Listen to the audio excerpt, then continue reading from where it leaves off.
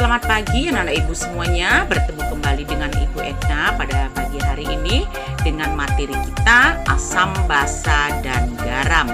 Nah, dalam kehidupan kita sehari-hari kamu pasti sering bertemu dengan benda-benda yang bersifat asam seperti cuka, jeruk, anggur, apel, vitamin C, dan obat tetes mata. Nah, kandungan asam yang ada pada zat-zat tersebut yaitu pada cuka, asam asetat, pada jeruk, asam sitrat, pada anggur, asam tartarat, pada buah apel, asam malat, pada vitamin C, asam askorbat, dan pada tetes mata adalah asam borat. Oke, baik. Apa sebenarnya asam itu, Nak? Ada yang tahu? Ya, asam adalah zat yang dalam air akan melepaskan atau menghasilkan ion H positif. Jadi, pembawa sifat asam adalah ion H positif ataupun ion hidrogen. Rumus kimia asam selalu mengandung atom hidrogen. Jadi kalau ada hidrogen itu Nak, berarti dia bersifat asam ya. Kita lihat sifat asam itu antara lain satu, mempunyai rasa masam. Ya, jadi untuk mengetahui rasa masam ini Nak, hanya pada bahan makanan yang boleh kamu cicipi ya Nak ya. Kalau pada bahan yang lain itu berbahaya. Nanti kita bisa menggunakan indikator ya. Nah, sekarang kita lihat yang kedua, derajat keasaman ataupun pH-nya itu lebih kecil dari 7. Yang ketiga, mengubah lakmus biru menjadi merah. Ini harus kamu ingat ya Nak ya. Yang keempat, tidak mengubah warna kertas lakmus merah. Ini juga harus tetap kamu ingat. Yang kelima, dapat mengantarkan arus listrik. Dan yang keenam, jika dilarutkan dalam air akan melepaskan ion hidrogen ataupun H positif. Ya. Nah, kemudian yang ketujuh bersifat korosif.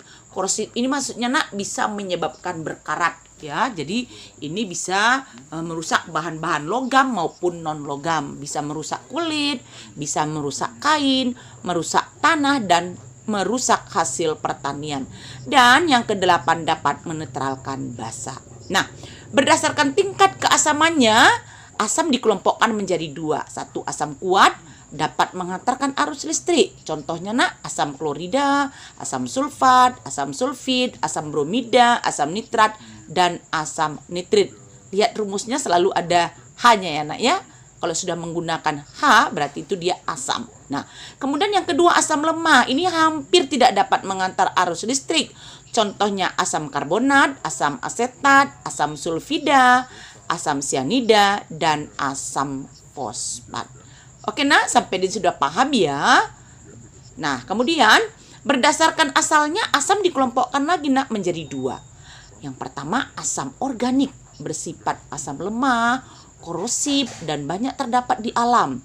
Asam ini terdapat pada buah-buahan dan dalam tubuh hewan piaraan. Ya.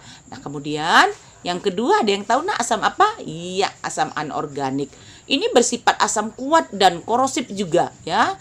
Sifat-sifatnya, maka asam-asam yang anorganik ini dapat digunakan di berbagai kebutuhan manusia seperti pembuatan plastik, serat, pupuk, pewarna, dan bahan-bahan yang lainnya. Oke Nak, sampai di sini paham ya tentang asam. Nah, sekarang kita lihat basa. Ya. Nah, dalam kehidupan kita sehari-hari, basa ini banyak ya Nak ya. Apa saja itu? Ada pada sabun, rinso, deodoran, kemudian pupuk, pemutih, dan obat pencahar. Nah, apa saja kandungan asam pada zat-zat tersebut? Yuk kita lihat satu persatu. Pada sabun dan rinso itu Nak kandungan natrium hidroksida. Ya, pada obat-obatan ini tadi obat mah itu ada aluminium hidroksida, pada pupuk dan pemutih larutan amonia, dan obat pencahar magnesium hidroksida. Itulah kandungan basa. Nah, lalu basa itu apa? Basa adalah suatu senyawa yang jika dilarutkan dalam air dapat melepaskan ion hidroksida atau OH negatif. Oleh karena itu, semua rumus kimia basa mengandung gugus OH. Lalu seperti apa sifat basa? 1. Sifatnya pahit. 2. Keasamannya lebih besar daripada 7. Kemudian mampu mengubah lakmus merah menjadi biru.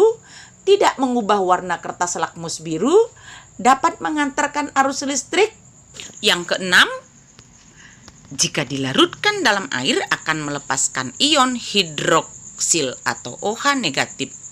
Kemudian, sifat yang ketujuh bersifat kaustik ataupun merusak kulit atau terasa licin jika terkena kulit. Yang kedelapan, dapat menetralkan asam. Itu dia nak ya, sifat daripada basa. Nah, sekarang kita masuk ke garam. Nah, garam dapur ya rumusnya adalah NaCl ya. Jadi garam ini nak terbentuk ketika asam bereaksi dengan basa. Contohnya ya HCl ataupun asam ya bereaksi dengan basa akan menghasilkan garam ataupun natrium klorida dan juga menghasilkan H2O ataupun air. Ya, seperti itu dia reaksi terbentuknya garam ya nak ya. Nah, sekarang kita lihat sifat daripada garam tersebut ya. Yang pertama, bersifat netral karena terbentuk dari reaksi antara asam kuat dengan basa kuat. Yang kedua, tidak mengubah warna kertas lakmus ketika diidentifikasi. Yang ketiga, larutannya dapat mengantarkan arus listrik karena terurai menjadi ion-ion penyusunnya. Nah, oke.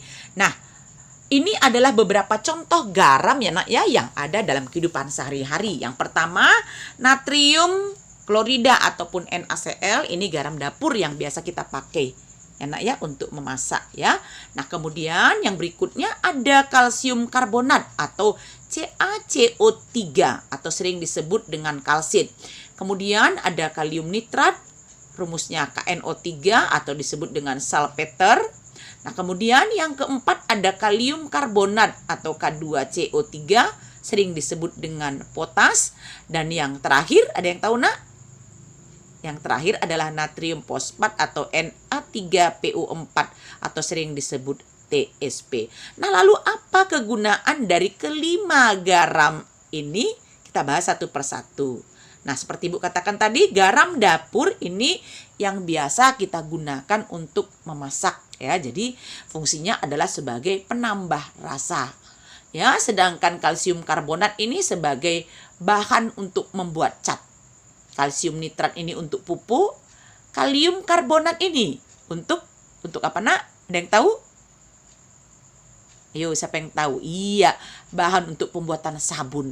Dan natrium fosfat ini adalah bahan untuk deterjen. Oke nak? Nah, sekarang kita ingin mengetahui bagaimana suatu zat itu bersifat asam, basa, dan garam. Nah, apa yang kita gunakan nak?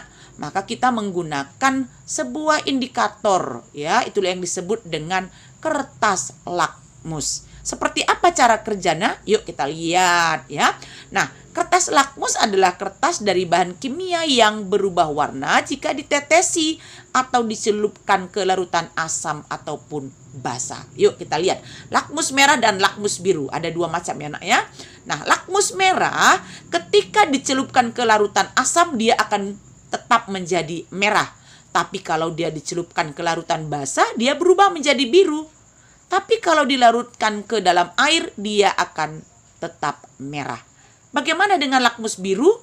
Nah, kalau dia kita celupkan ke larutan asam, dia berubah menjadi merah. Tapi kalau larutan itu basah, dia tetap biru. Dan kalau dia netral juga tetap biru.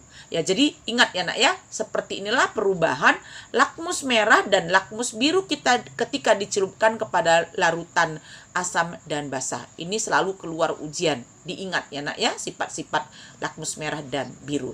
Nah, berikutnya ada indikator alami ya. Tadi kertas lakmus itu buatan, ini alami ya. Alami ini terbuat dari mana nak? Terbuat dari ekstrak ataupun sari dari tumbuhan. Oke, contoh satu adalah kunyit, diambil sarinya ya nak ya. Ketika diteteskan kepada larutan asam dia tetap kuning, tapi pada basa dia berubah menjadi merah. Nah, ini adalah umbi bit. Ketika diteteskan kepada larutan asam, umbi bit ini akan berubah menjadi biru. Sedangkan pada larutan basa, dia tetap merah. Oke, nah kemudian ini daun pacar air, bunga sepatu, bunga nusa indah, diambil ekstrak. Diteteskan kepada larutan asam, dia menjadi merah. Sedangkan pada larutan basa, dia menjadi kuning. Oke nak? Nah, kita ambil contoh yang lain. Ini kubis merah dan bunga mawar, diambil ekstraknya. Diteteskan kepada larutan asam, dia menjadi merah muda. Diteteskan kepada larutan basa, dia menjadi hijau. Ya. Nah, berikutnya bayam merah. Diambil ekstrak, ditetes kepada larutan asam, dia menjadi merah muda. Ditetes pada larutan basa, dia menjadi kuning. Dan berikutnya bunga hiranium, ekstraknya diteteskan kepada larutan asam, dia akan menjadi jingga tua atau oranye. Ketika diteteskan kepada larutan basa, dia menjadi kuning. Oke nak, demikian materi kita tentang larutan asam, basa, dan garam. Semoga kamu dapat membedakan ketiga jenis larutan tersebut. Silakan dicatat materi ini dengan rapi ya nak ya. Sampai jumpa dan good luck.